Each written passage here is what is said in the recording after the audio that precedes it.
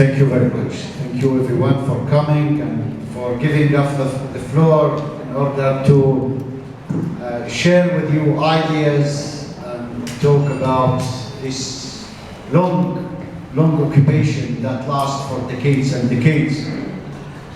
And I will come from within Palestine, and I will start from a grassroots level, and I will talk about things that are between our hands as people inside Palestine and international solidarity, that we can build a constructive solidarity that can cost the occupation and make it more costly, because always colonial powers are looking for benefits, and they want to have resources and to control resources, whether they want to cover it with a religion story or whatever story, they will create a story, because the idea is to exploit the occupied people. Anyways, the big question is how we Palestinians, internationals, can come together in order to find pressure on our governments and put pressure on the Israeli occupation in order to reorder this power asymmetric in a way to find a solution for this based on what Jamal was talking and all the frameworks that 2 states, 1 state, 3 states, whatever. But, 4 states. But the issue is, I'm coming here with a kind of hope from bottom.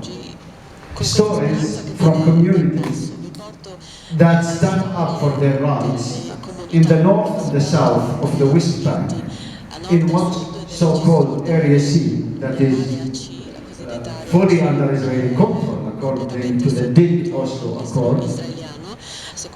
And these communities managed to organize themselves, especially after 2002, when Israel started to build the segregation wall, or if you want to call it the apartheid wall. And from there they start to organize themselves by organizing weekly demonstrations against the confiscating of their lands, of building the segregation wall in their land, and they succeed. In a way, they manage to come together and to come out and to organize what we call popular nonviolent resistance. And this resistance starts to come out, to gain media coverage, and then to build the bridges all over the world, and including inside Israel. Bridges with Israeli organizations, activists, and that is a kind of hope comes to the people who are living in these communities, and they manage sometimes to achieve physical victory by rerouting the wall here or there, and this gives hope to people. And from there we started to form the popular committees against the war and the illegal colonies that Israel building within the borders of 1967. So that initiative that came out since 2002 and then 4, 5 up to date have wavered. And sometimes it was strong, sometimes it was weak, based on different factors. And when it comes to popular nonviolent resistance, we have to focus on internal factors. Internal factors that we can bring the change in this case, because we rely on our people and on our because if we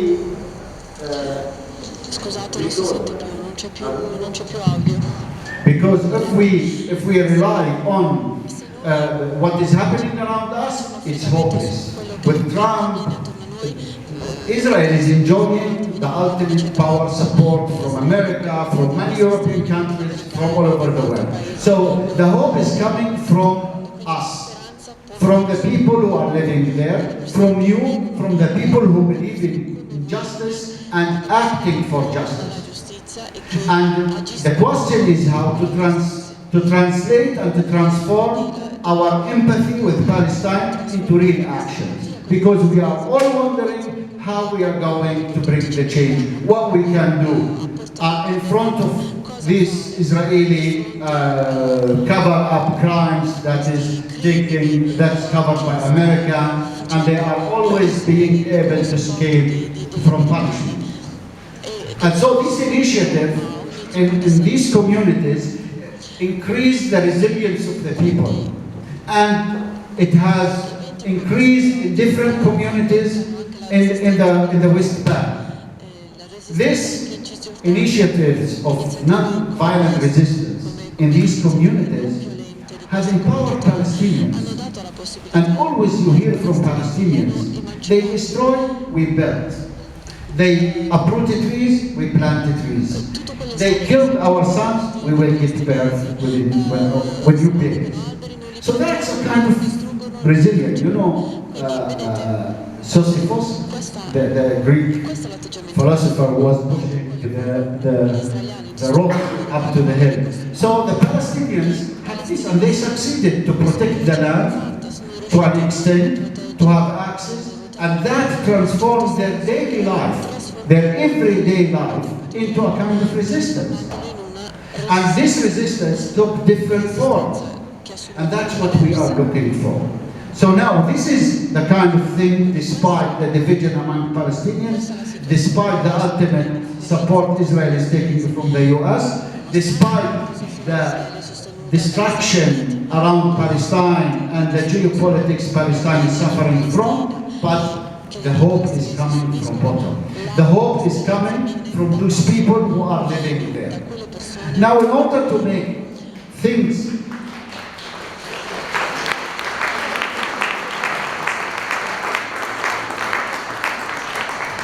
clear, always how we are going to build this joint struggle. The joint struggle between the Palestinians, the internationals, and the Israelis, who are, some of them are already there. Now, for us is, you have the information, and I guess now most of you have the background and already been in Palestine, and they are informed about what is happening there. Now, if it is a matter of justice and injustice, this is where we are. We have to bring justice, and we have to act based on the empathy and the solidarity that we have with the Palestinians. The first issue is what I can do as an individual in Milano or in Italy or in Europe. Who forced you to buy Israeli products? I mean, why we do not just look at the shelves of the stores and we say, this is coming from Israel, this benefits the occupation, I will not buy it.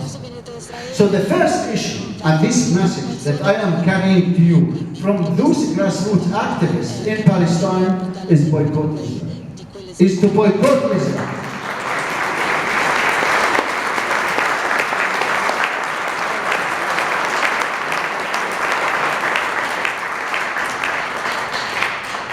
And we can argue for this. BDS is a non-violent tool. And we cannot say against that anything. It is a non-violent tool.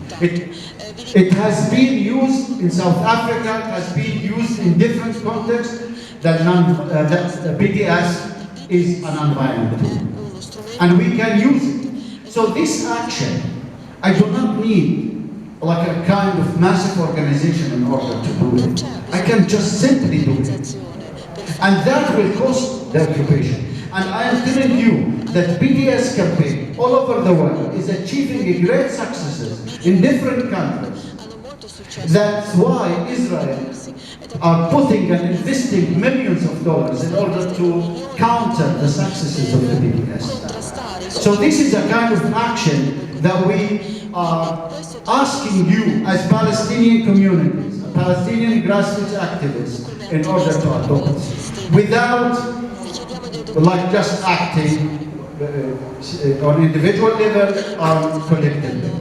The second point, I think, after being informed and have been in Palestine, joining Palestinians. I can give you an example from South Hebron Hills. Communities that are living under the threat of forcible displacement. And it has been happening since the 70s. And the Israelis didn't manage, despite the fact that they destroyed tens of houses. Up to yesterday, there was supposed to be a wedding for a Palestinian couple in a village in one of these hamlets in the south of Hebron Hills, and they destroyed their house one day before their wedding. And they are there. They build a tent and they get married to bring happiness to the people there, despite the darkness that the occupation want to create for them.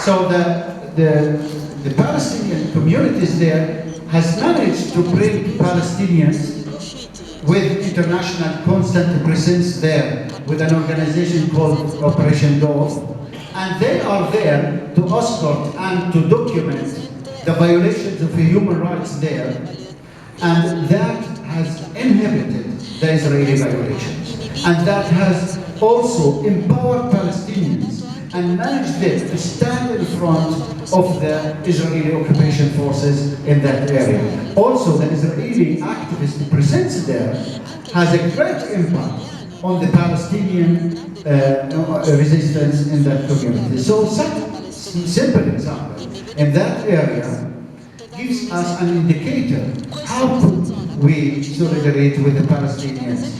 And many initiatives that are taking place that we should encourage in order to inform internationals, like the olive harvest groups coming to pick olives, to witness how fundamentalist settlers are attacking Palestinians. And by the presence of internationals, we collect stories, come and spread them.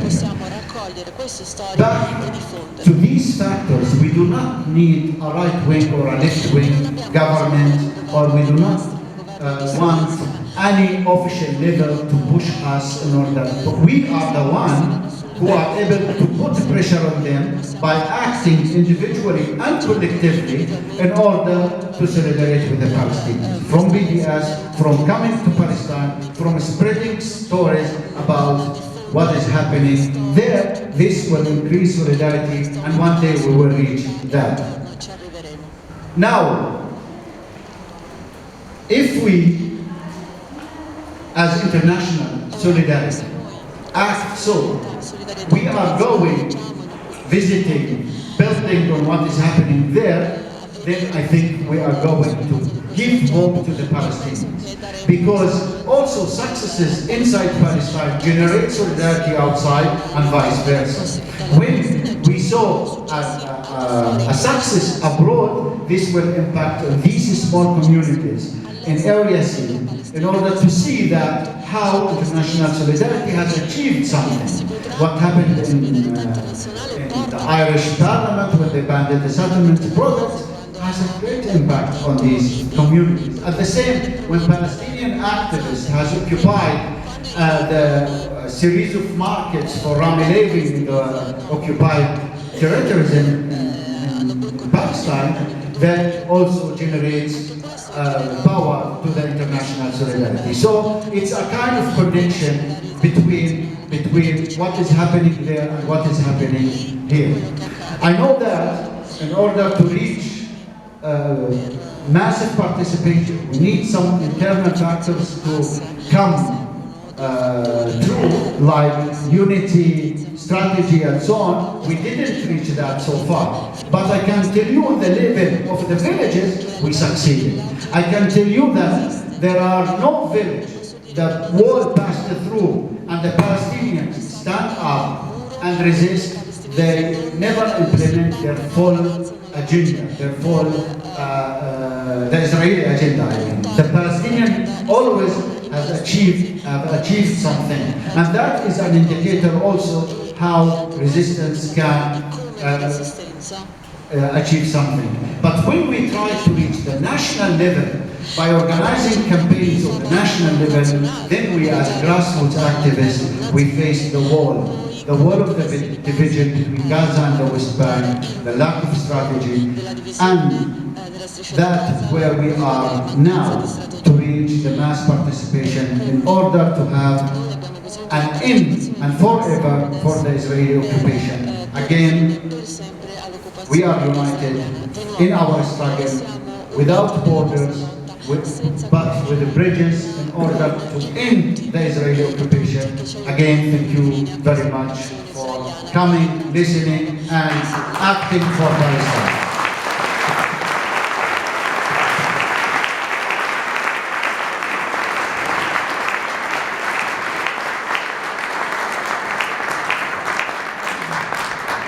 Grazie a Mahmoud, e vorrei ricordare che il coordinamento dei comitati popolari hanno avuto una loro assemblea nazionale proprio un mese fa e dopo quell'assemblea è stata un'azione importante condotta dai comitati popolari, che è stata quella di, e c'erano presenti anche alcuni italiani perché avevamo organizzato la campagna di raccolta delle olive.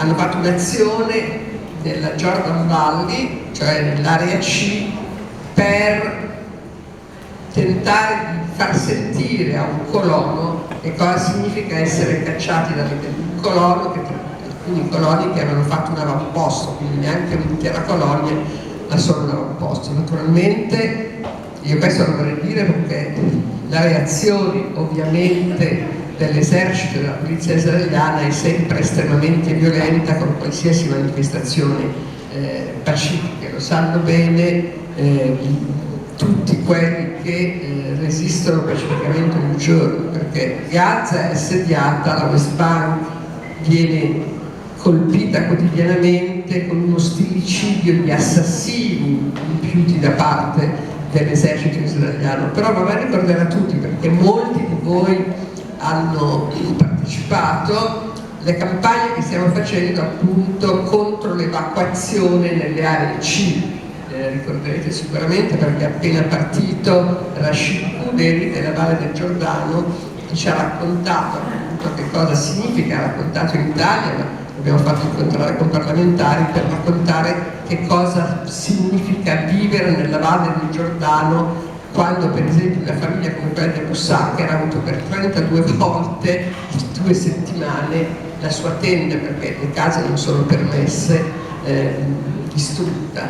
Abbiamo avuto qui anche le donne di Nabissale per settimane intere per raccontare e dire cosa significa resistere un giorno come donne anche sotto l'occupazione militare. Quindi io penso che insieme alle campagne da condurre è molto importante che qui in Italia vengano, lo stiamo facendo da anni in realtà, i rappresentanti e le rappresentanti dei comitati per dire la verità, per dire che cosa succede, cosa significa vivere in area C, che è il 60% del 22% della Palestina, dovrebbe essere lo Stato di Palestina, e che sono tutti sotto evacuazione, ma soprattutto sono quelli che fanno parte della campagna di Trump, che calpesta appunto il diritto e del governo italiano di annettersi il 60% di quel 22% dovrebbe essere lo Stato di Palestina. Grazie Mahmoud. Poi avete la parola anche voi. Darei la parola a Aida Tuma Suleiman, alle quali avevo già posto le questioni. Go on. It's your turn now.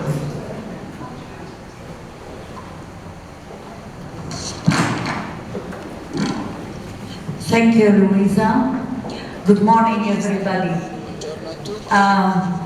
Usually, it is an honor to meet people who really believe that being part of the solidarity movement with the Palestinian people is being part of the real humanity and the community of human rights and people's rights in the world. It's an honor to be with you today, and thank you all the organizers, thank you those who are attending this meeting. You know, many of the European people, and I'm sure it's not those who are attending this conference because you are involved politically, many of the Europeans, when we started to go out there to speak, did not realize or understand the complicity of being a Palestinian and still an Israeli citizen.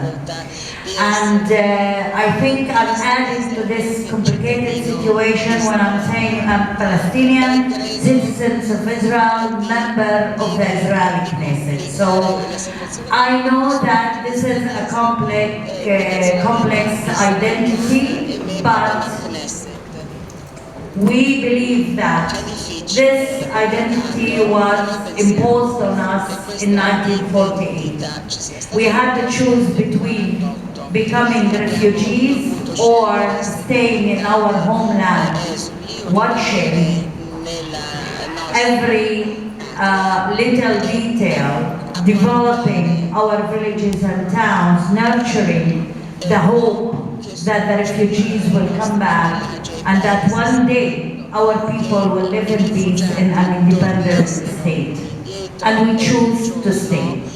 We choose to be part of the sumud of the Palestinian people, but in our own way, in our special political situation, insisting on the fact that we are part of the Palestinian people, part of the struggle of the Palestinian people, but still we are also citizens who refuse to be transferred or evacuated or being victims of ethnic cleansing. Well, I'm not going to again go through what the Palestinian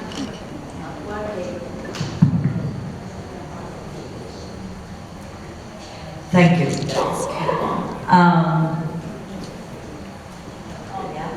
Okay. I thought I was being tried to be silenced, you know. I'm used to that, but I'm sure not here. Not here, but in the Knesset, yes. I'm not going to go through what our own people, the Palestinian people, are going through because my other two colleagues were very, and of course, Madam Ambassador was very articulate about it. There is nothing to be added.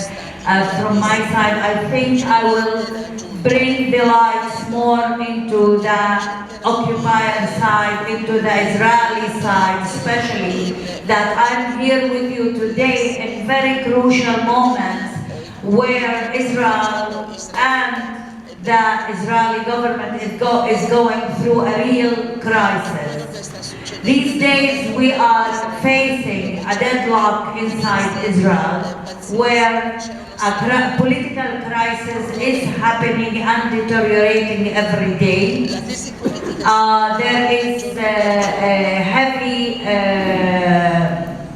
belief that there will be elections very soon, which will be the third time this year, national elections for the Knesset, after the failure of keeping any government going on. In the last, everybody looked at the situation inside Israel as if it's a matter of an individual called Benjamin Netanyahu, who is creating the whole conflict and who is creating the deadlock. And the minute Benjamin Netanyahu steps out or go to jail, as if the situation will be resolved and there will not be any political conflict. In my opinion, this is a very shallow analysis of what is happening inside Israel. Israel is facing a real ideological, political crisis and a fight over what kind of a state Israel will be in the next few years. Is it going to be a state heading to end its occupation to the Palestinian people, creating a political agreement that brings into the creation or at least establishing the Palestinian independent state on the borders of 1967? with Jerusalem as its capital, recognizing the right of return, or it's going to be the only existing apartheid regime in the world. What happened in 1993,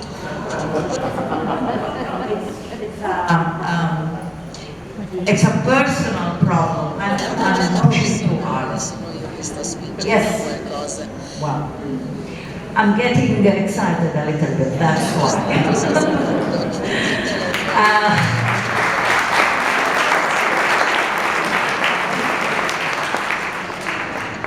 In 1993, when Oslo agreements were signed, and we can argue as much as we want, nowadays we are much more wiser and we can say that Oslo agreements were wrong. At that point, it was a historical moment and a great political shift had happened in Israel and in the Palestinian issue in general. The right wing at that point